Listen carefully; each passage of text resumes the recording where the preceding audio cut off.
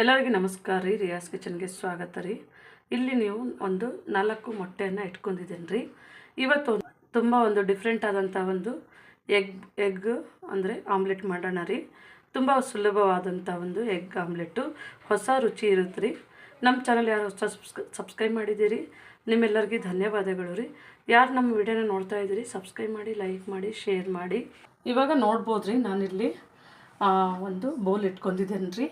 ಈ ಬೌಲಿಗೆ ನೋಡಿರಿ, ನಾನಿಲ್ಲಿ ಒಂದು 4 ರಿಂದ 5 ಟೇಬಲ್ ಸ್ಪೂನು ಆಯಿಲನ್ನು, ಅಂದರೆ ಸಣ್ಣ ಸ್ಪೂನ್ನಲ್ಲಿ ಒಂದು 4-5 ಟೇಬಲ್ ಸ್ಪೂನು ಆಯಿಲ್ ಹಾಕ್ಕೊಂಡಿದ್ದೇನೆ ರೀ. ಇವಾಗ ಇದಕ್ಕೆ ನೋಡಿರಿ, ನಾನು ಒಂದು ಚಮಚದಷ್ಟು, ಒಂದು ಅರ್ಧ ಚಮಚ, 1.5 ಟೇಬಲ್ ಸ್ಪೂನಷ್ಟು ನೋಡಿರಿ ಕಡಲೆ ಹಿಟ್ಟನ್ನು ಮಿಕ್ಸ್ ಮಾಡ್ಕೊತಾ ಇದ್ದೀನಿ ರೀ. ಇದು ಸ್ವಲ್ಪ ಆಯಿಲ್ದಲ್ಲೇ ಇದು ಗಂಟು ಇರ್ಲಾರ್ದಂಗೆ ನಾವು ಮಿಕ್ಸ್ ಮಾಡ್ಬೇಕು ರೀ. ಇವಾಗ ನೋಡ್ಬೋದು ರೀ, ನಾನು ನಮ್ಮದು ಇದರಲ್ಲಿ ಗಂಟೇನೂ ಇಲ್ಲ ನೋಡಿರಿ. ಇದನ್ನು ಚೆನ್ನಾಗಿ ಕಲಿಸಿದ್ದೇನೆ ರೀ ನಾನು.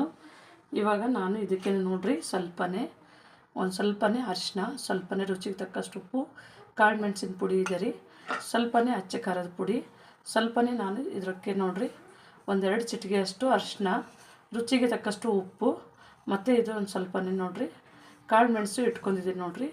ಇದನ್ನು ಸಹ ನಾನು ಇದ್ರೊಳಗೆ ಹಾಕಿ ಚೆನ್ನಾಗಿ ಇದನ್ನು ಮಿಕ್ಸ್ ಮಾಡ್ಬೇಕು ರೀ.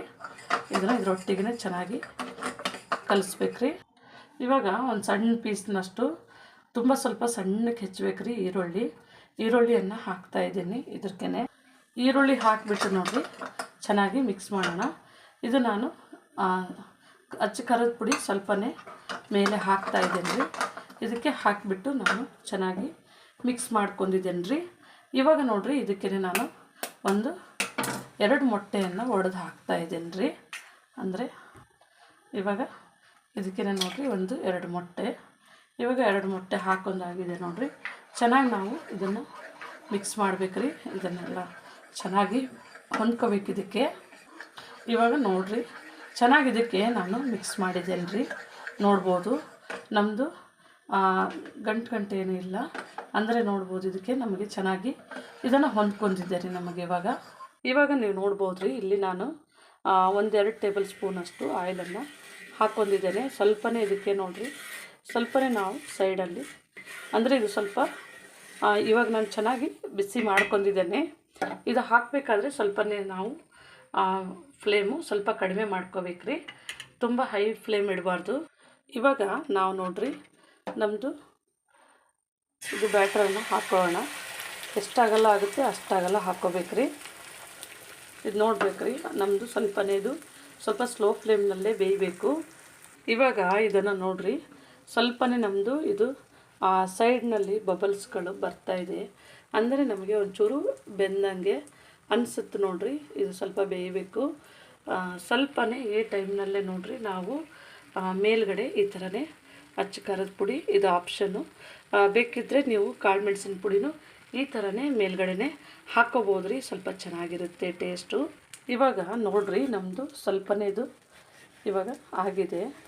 ಇವಾಗ ನಾವು ಇದು ಸ್ವಲ್ಪ ಎಕ್ಸ್ಟ್ರಾ ಇರ್ತದೆ ನೋಡಿರಿ, ಈ ಥರನೇ ಸ್ವಲ್ಪನೇ ಮುಂದೆ, ಅಂದರೆ ಈ ಥರ ಸ್ವಲ್ಪನೇ ಇದನ್ನು ಜರ್ಸ್ಕೋಬೇಕ್ರಿ.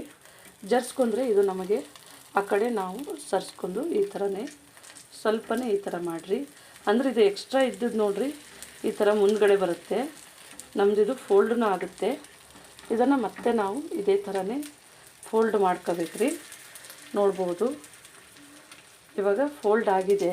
ನಾನು ಇದನ್ನು ಈ ಕಡೆನೇ ಸರಿಸ್ಕೊತೀನಿ ರೀ, ಅಂದ್ರೆ ಸ್ವಲ್ಪ ನಮಗಿದು ಬೇಯಬೇಕಾಗುತ್ತೆ.